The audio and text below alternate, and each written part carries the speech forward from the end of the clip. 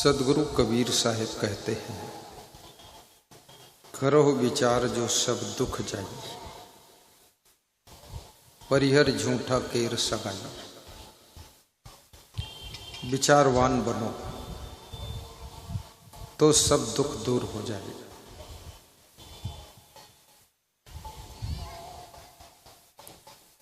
झूठे सुखों से नाता तोड़ो, नशा में सुख नहीं है।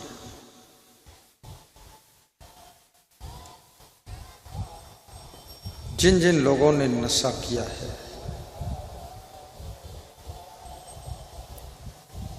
उनका सुख नाश हो गया है।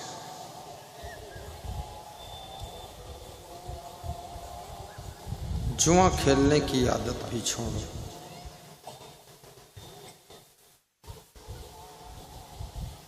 प्रेम समता सहानुभूति से रहो।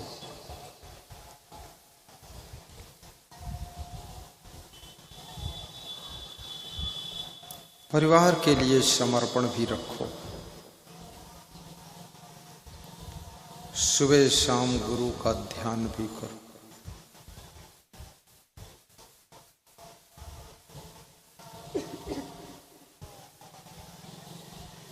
सुबह शाम प्रातः वंदना, संध्या वंदना, आरती, गुरु महिमा का पाठ भी करो। नित्य दानी भी बनो। नित्य प्रवचन सुन करके अपने मन को निर्मल बनाओ। गौ सेवा भी करो। गौ सेवा के लिए गौशाला तुम नहीं बना सकते हो, लेकिन जहां गौशाला हो वहां के लिए कुछ दान करो।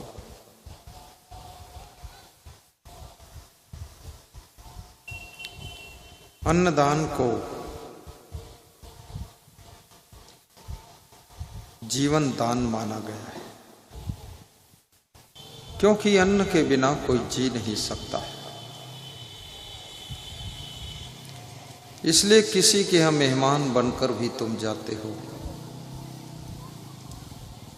तुरंत आपके लिए नाश्ता और भोजन का प्रबंध होता है। भूख लगने पर तुम सोना चांदी कपड़ा नहीं खा सकते हो, न रुपया खा सकते हो, अन्न ही खाना पड़ता है। अन्न के बिना जीवन कैसे रहेगा? जो अन्न के एक एक दाने का सम्मान करता है, उतना लेना थाली में व्यर्थ न जाए नाली में। उसके घर में कभी दरिद्र नहीं आता है, हमेशा संपन्न रहता है। जो भूख से थोड़ा कम भोजन खाता है,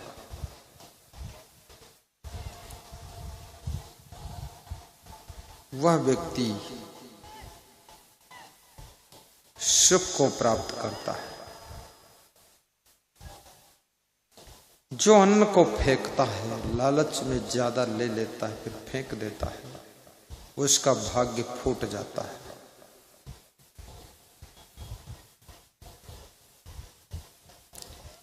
अन्न को उपनिषद में ब्रह्म कहा गया है।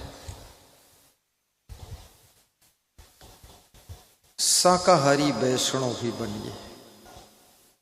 मांसाहार करने से जीवों की हिंसा होती है। जीव हिंसा को धर्म शास्त्रों में महापाप कहा गया है। जीव मत मारो बापुरा, सबका एक ही प्राण, हत्या कबहु न छूटी है, जो कोटिन सुनो पुराण।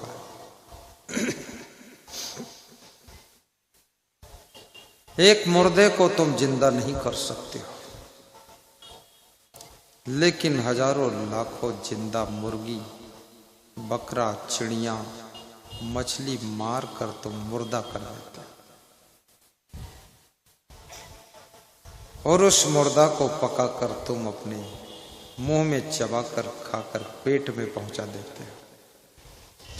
घर में जब किसी की मृत्यु हो जाती है तो उस मुर्दा को तुम घर में नहीं रखते, पकाकर नहीं खाते, उसको शमशान घाट में ले जाकर के चिता में दफन कर देते।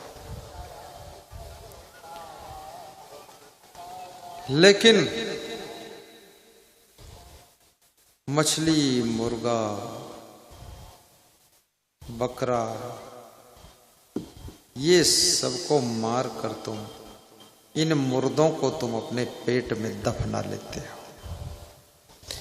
तुम्हारा पेट ही शमशान भूमि है। मांसाहारियों के पेट में कितने मुर्दे दफन हो चुके हैं, कितनी मछलियां, कितने चिड़ियां, कितनी मुर्गियां, कितने अंडे, कितने बकरे दफन हो गए। तुम्हारा पेट ही मरघट बना हुआ है। और जिसका जीवन दूसरों की हिंसा से चल रहा है वो महापाप कर रहा है। कबीर साहब कहते हैं कि जीव दया और आत्म पूजा कहें कबीर धर्म नहीं दूजा। जीवों पर दया करो और आत्मा की पूजा करो, इससे बड़ा कोई धर्म नहीं। छोटे जीवों को सताना महापाप है। तुम्हारी अंगुली कट जाती है, मलहम पट्टी कराते हो, दर्द सहन नहीं होता है तो पेन किलर टेबलेट खा लेते हो। लेकिन बकरा, मुर्गा, मछली के ऊपर छुरी चलाकर उनकी गर्दन काटते हो, वे तड़पते हैं, छटपटाते हैं, बेरहमी के साथ उनको काट कर तुम पकाकर खा जाते हो। ये बहुत बड़े पाप का रास्ता है। अन्न खाइए, फल खाइए, ड्राई फ्रूट खाइए, दूध, घी, शक्कर खाइए, खीर, पूड़ी, सेवई, हलवा खाइए, छोले खाइए, मालपुआ खाइए, लेकिन निवेदन है वैष्णव बन जाइए और गुरु की माला भी पहनिए। आज एक शिक्षक हमारे पास में आए थे, उन्होंने माला धारण किया है। पति पत्नी दोनों 10-12 किलोमीटर दूर से आए थे और गुरु के कर कमलों से माला लिया है। देखो वहां खड़े हैं और 5000 की दक्षिणा दिया है और ड्राई फ्रूट भी लाए थे। अभी मंत्र सुनाना बाकी है, शाम को सुना दूंगा। केवल माला पहनाया हूं, ट्रेनिंग हुई है। सभी को गुरु मंत्र लेना चाहिए। गुरु बिनु भवनिधि तरे न कोई, जो बिरंच शंकर सम हुई। बैठिए। कर्णधार सदगुरु दृढ़ नावा, दुर्लभ साज सुलभ करि पावा। सदगुरु कर्णधार है। जैसे एक मल्लाह नाव पर बिठाकर तुमको नदी से पार कर देता है, ऐसे सदगुरु भवसागर का मल्लाह है।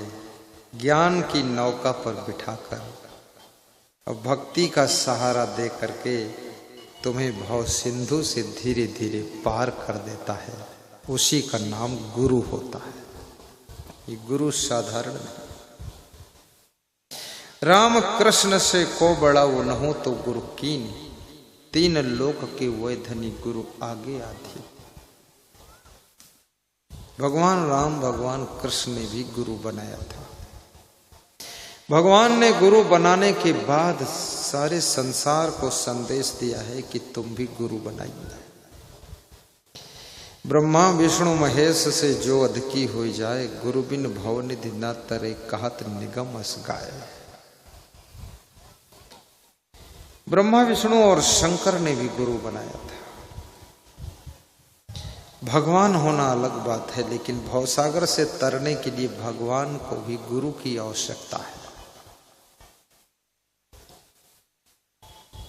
गंगा पार करने के लिए भगवान राम को भी नाव पर बैठना पड़ा था और केवट से निवेदन करना पड़ा था कि मुझे पार कीजिए।